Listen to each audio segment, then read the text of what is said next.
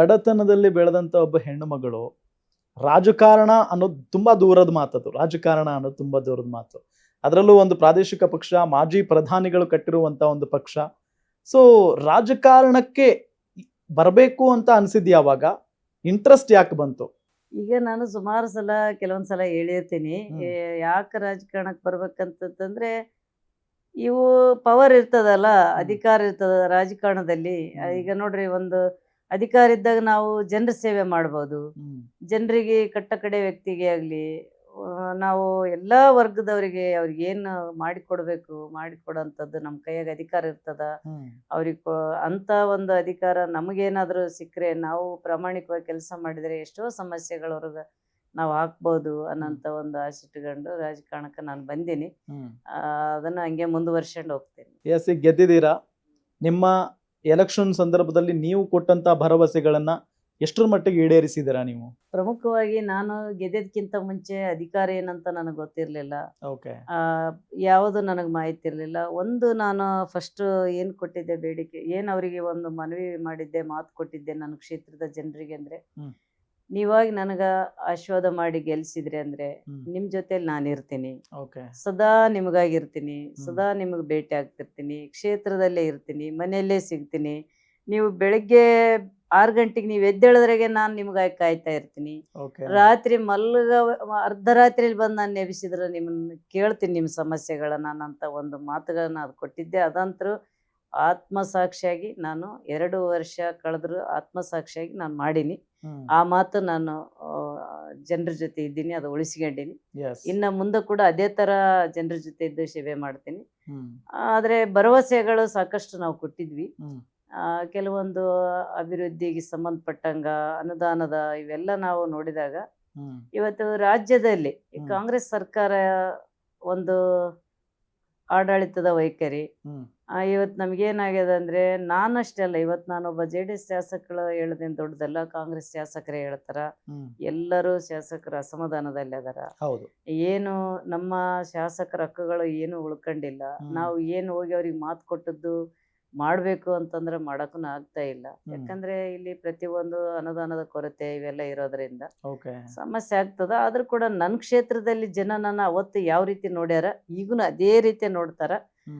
ಅವ್ರಿಗೆ ಗೊತ್ತಾಗ್ತದೆ. ಈಗ ನೋಡ್ರಿ, ಎಲ್ಲ ಯುವಕರು, ವಿದ್ಯಾವಂತ ಯುವಕರು, ಮೊಬೈಲ್ ಇರ್ತದ, ಆನ್ಲೈನ್ ಇರ್ತದ, ಏನು ಕ್ಷೇತ್ರಕ್ಕೆ ಬಂತು ಹೋಯ್ತು ಅನ್ನೋಂಥದ್ದು. ಆದ್ರೂ ಕೂಡ ನಾನು ನನ್ನ ಕ್ಷೇತ್ರಕ್ಕೆ ಸಾಕಷ್ಟು ಪ್ರಯತ್ನ ಮಾಡಿ ಅನುದಾನ ತಂದಿವಿ.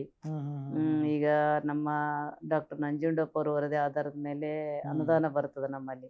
ಫಸ್ಟ್ ನಮ್ಮಲ್ಲಿ 88 ಕೋಟಿ ಬಂತು 2023-24.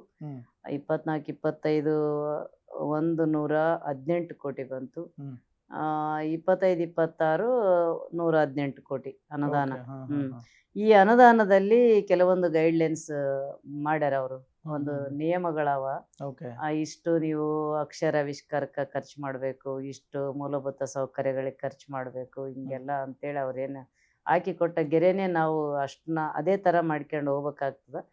ಆದ್ರೆ ನಮಗ ನಮ್ಮ ವಿವೇಚನೆಗೆ ತಕ್ಕಂಗ ಕೆಲಸ ಮಾಡಕ, ಅನುದಾನ ಬಳಕೆ ಮಾಡಿಕೆ ಏನಾದ್ರೂ ಅವಕಾಶ ಇದ್ರೆ ನಾವು ಪ್ರತಿಯೊಂದು ಹಳ್ಳಿಯಲ್ಲಿ ಜನರ ಬೇಡಿಕೆಗೆ ತಕ್ಕಂಗ ನಾವು ಕೆಲಸ ಕೊಡ್ಬೋದು. ಆ ತರ ಹಂಗಾಗಿ ಕೆಲವೊಂದ್ಸಲ ನಾವು ಕೊಡೋದೊಂದು, ಜನ ಕೇಳೋದೊಂದು ಆಗಿಬಿಡುತ್ತ. ಅಂತದ್ರಾಗ ನಾವು ಅವ್ರು ಕೇಳಿದ್ ಕೊಡ್ಲಿಲ್ಲಲ್ಲ ಅನ್ನೋಂಥದ್ದು ನೋವು ಕೊರಗು ನನಗೆ ಇನ್ನಾನು ಕಾಡ್ತದ. ಅದಕ್ಕೆ ಇಷ್ಟು ಬಿಟ್ರೆ ನಮ್ಗ ರಾಜ್ಯ ಸರ್ಕಾರದಿಂದ ಯಾವುದೇ ನಮ್ಗ ವಿಶೇಷ ಅನುದಾನ ಕೊಟ್ಟಿಲ್ಲ. ಇಷ್ಟೇ ತಗೊಂಡು ಜನರ ಜೊತೆ ಇದ್ಕೊಂಡು ಕೆಲಸ ಮಾಡಕತ್ತೀವಿ ಸರ್. ಓಕೆ, ಮುಖ್ಯವಾದ ಅಂಶಗಳನ್ನ ಅಥವಾ ಈ ಕೆಲಸ, ಈ ಅಭಿವೃದ್ಧಿ ಕೆಲಸಗಳನ್ನ ನಾನು ಮಾಡಿದೀನಿ ನನ್ನ ದೇವದುರ್ಗ ವಿಧಾನಸಭಾ ಕ್ಷೇತ್ರದಲ್ಲಿ ಅಂತ ಹೇಳೋದಾದ್ರೆ, ಪಾಯಿಂಟ್ ಟು ಪಾಯಿಂಟ್ ಏನೆಲ್ಲ ಅಭಿವೃದ್ಧಿ ಕೆಲಸಗಳನ್ನ ಮಾಡಿದಿರಿ? ಫಸ್ಟ್ ಶಿಕ್ಷಣ. ನಾವು ಶಿಕ್ಷಣಕ್ಕೆ ನಾವು ಜಾಸ್ತಿ ಒತ್ತು ಕೊಡ್ತೀವಿ. ಶಿಕ್ಷಣದಿಂದ ಎಲ್ಲನೂ ಮುಂದೆ ಸಾಧ್ಯ ಅಂತೇಳಿ ನಾವು ಅನ್ಕಂತಿದ್ವಿ. ನಮಗ ಮಕ್ಕಳಿಗೆಲ್ಲ ಚೆನ್ನಾಗಿ ಅವ್ರು ಕಲಿಯಕ ಒಂದು ಅನುದಾನ ಬಳಕೆ ಮಾಡಬೇಕು ಅಂತೇಳಿ ಅದನ್ನ ಎಲ್ಲ ರೀತಿಯಿಂದ ನಾನು ಶಿಕ್ಷಣಕ್ಕೆ ಒತ್ತು ಕೊಟ್ಟೀನಿ. ಶಿಕ್ಷಣಕ್ಕೆ ಬಿಲ್ಡಿಂಗ್ಗಳಿರ್ಬೋದು, ಅವರಿಗೆ ಬೆಡ್ ಆಗಲಿ, ಬೆಂಚ್ ಆಗಲಿ, ಅವರಿಗೆಲ್ಲ ಕೆಲವೊಂದು ಮೂಲಭೂತ ಸೌಕರ್ಯಗಳು ಏನದವ ಅಲ್ಲಿ ನಾನು ಕೊಟ್ಟೀನಿ. ಮತ್ತೆ ಇದು ಕೆರೆ ಅಭಿವೃದ್ಧಿಗಳು, ಕೆರೆ ಅಭಿವೃದ್ಧಿಗಳಿಗೆ ಕೂಡ ನಾನು ತಗೊಂಡಿನಿ. ಮತ್ತೆ ಸಿ ರಸ್ತೆಗಳು ಓಕೆ. ಇವತ್ತು ಸಣ್ಣ ಸಣ್ಣ ಗ್ರಾಮದಲ್ಲಿ ದುಡ್ಡಿಗಳಲ್ಲಿ ರಸ್ತೆ ಅನ್ನೋದೇ ಗೊತ್ತಿದ್ದಿದ್ದಿಲ್ಲ ಅವರಿಗೆ. ಕರೆಕ್ಟ್. ಈ KKRD ಅನುದಾನ ಅಂತಾನೆ ಏನಂತ ಗೊತ್ತಿದ್ದಿದ್ದಿಲ್ಲ.